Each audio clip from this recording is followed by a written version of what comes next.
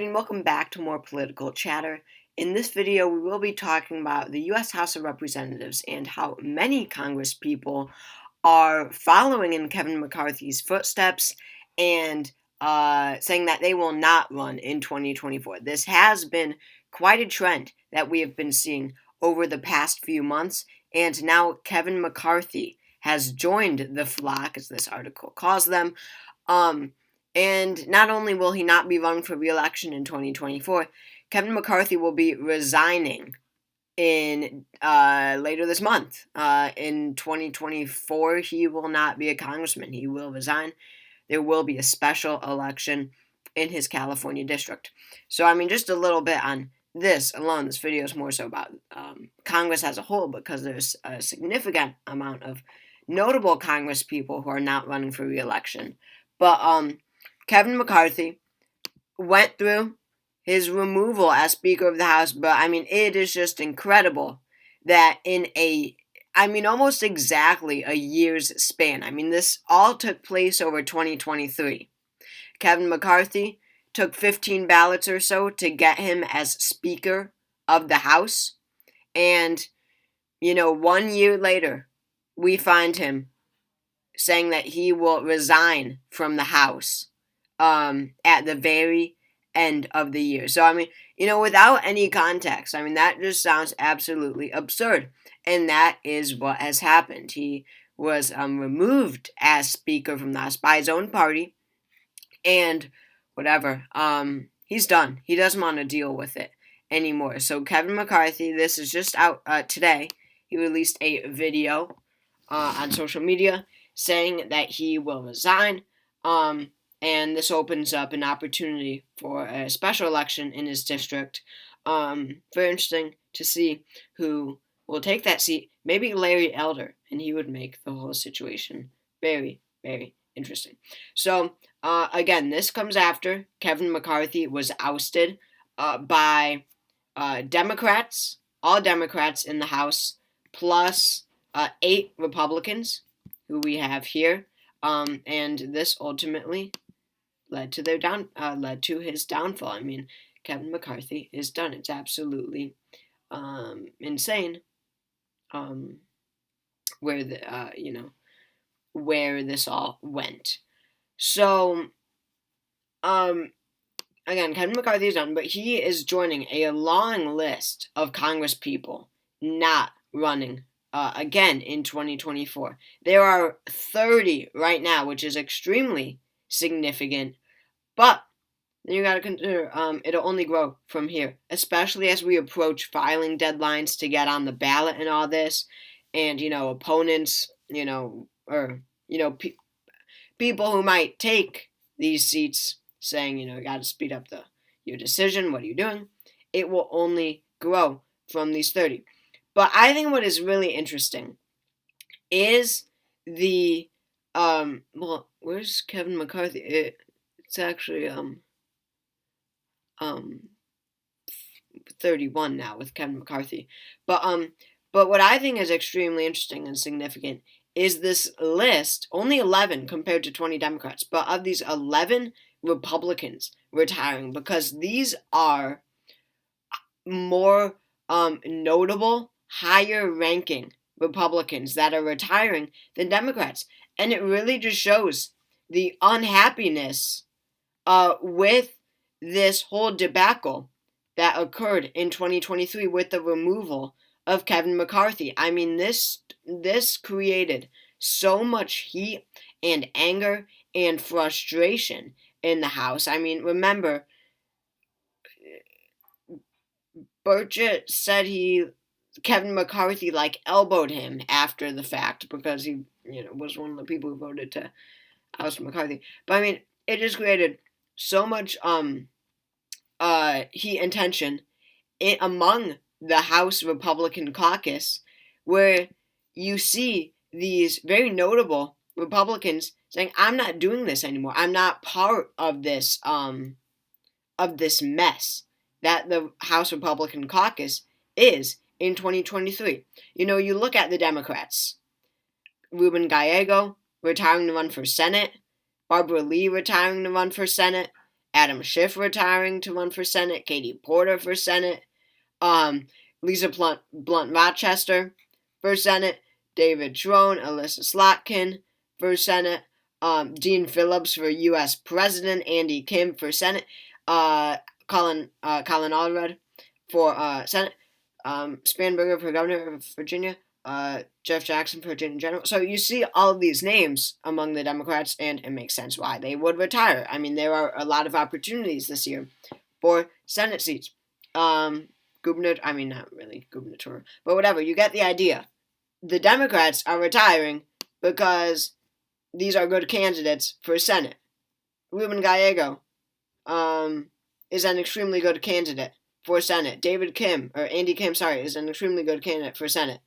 Abigail Spanberger is an extremely good candidate for governor of Virginia. So you have all these Democrats running for good reason to move higher up. They're staying in the political game. I mean, look at this. Just this portion right here. You see U.S. Senate like 10 times, Attorney General, Governor of Virginia.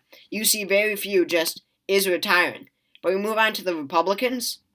Let's see. 1, 2, 3, 4 of 11 are running for another office. While, who knows what the fraction was for the Democrats. But so many are just done with it all. And it comes after this entire debacle in 2023 with Kevin McCarthy being ousted. They're just done. They don't want to deal with it anymore.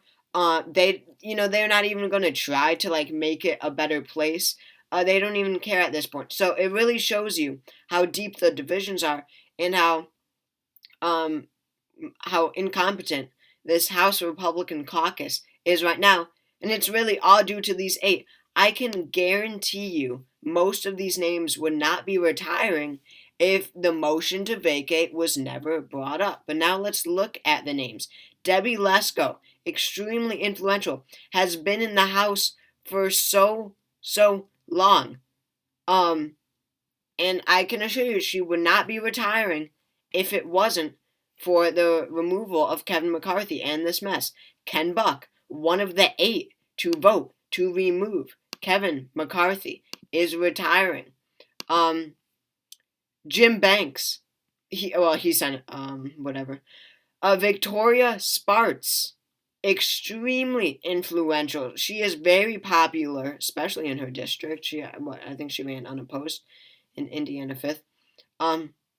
But she is not running again. And then Patrick McHenry, the top. He is the picture of this whole thing. The what am I trying to say? He symbolizes everything that I'm talking about in this video. He depicts it best. He is a top McCarthy ally. McCarthy chose him to become speaker when McCarthy was ousted, the temporary speaker, or whatever. And Patrick McHenry, who has served, 24 years in the House, I think 12 terms, he is now done after this whole situation. If you remember the whole thing, then you remember how mad Patrick McHenry was, visibly angry, furious that Kevin McCarthy was ousted. If you remember that gavel slam, he was mad. And I'm sure all of these people are mad. And that is why they're retiring. Kay Granger, one of the anti-Jim Jordan voters on the House floor during the speaker vote, she is done. She was a McCarthy ally. Whatever, I won't go through all of them. But, insane list of Republicans retiring. You have Patrick McHenry, who was a temporary speaker, Kevin McCarthy, who was Speaker of the House. I'm sure Debbie Lesko has some position. Kay Granger, I know, has some position. I don't know what it is. And whatever. Victoria Spartz probably too. But, insane list of Republicans retiring. Big list this year. Then here from Gallup, they have a list of approval rating of Congress among the American public. Today it sits at just 15%. where it stood before, during that whole thing, it was about 13. That was the lowest since like 2017 or something. So, not good for anyone. I mean, this doesn't help with the American public's approval rating of Congress. But looking at what it means for the 2024 elections, it means that we're not going to have a strong House Republican conference going into 2024. 2022, there quite literally was a strong House Republican caucus, but after the 2022 elections, where all the Trump candidates lost in the House, obviously not all, but in the competitive districts, they underperformed the MAGA candidates. Lots of the MAGA Congress people blamed it on Kevin McCarthy for not doing a good job. What else happened?